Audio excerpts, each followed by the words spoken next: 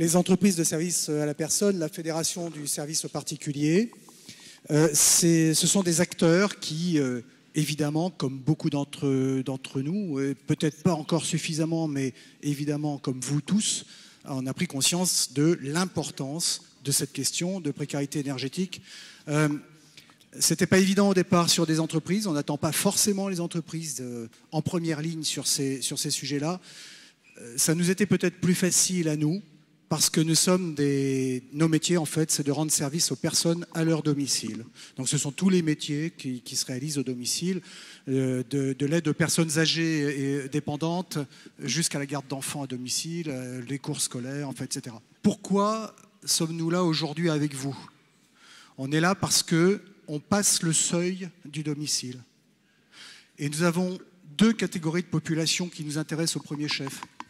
Les personnes auprès de qui nous travaillons, donc les ménages dont on parlait à l'instant, et nos salariés.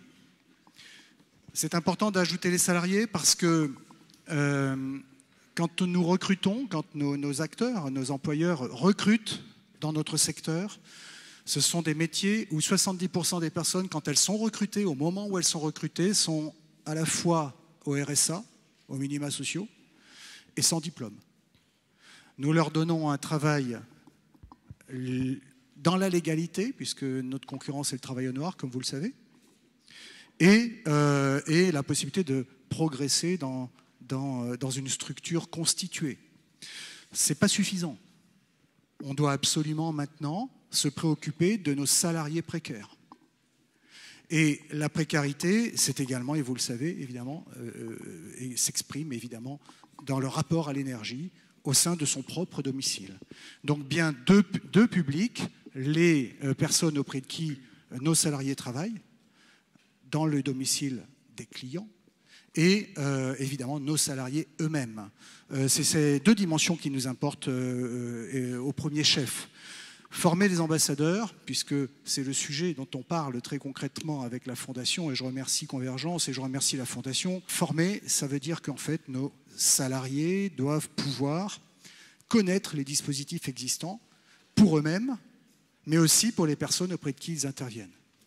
Et nous pensons pouvoir apporter notre pierre à l'effort collectif que nous avons tous, justement parce qu'on passe le seuil du domicile. Et notre question aujourd'hui concrètement, c'est il faut sensibiliser nos salariés, il faut sensibiliser les bénéficiaires, les ménages, les bénéficiaires de services. Mettons-nous ensemble autour de la table, on en a parlé avec Gilles Béraud, on en parle très concrètement en ce moment, mettons-nous ensemble autour de la table, quels sont les messages, quels supports, pour quels objectifs, quelle évaluation à la fin.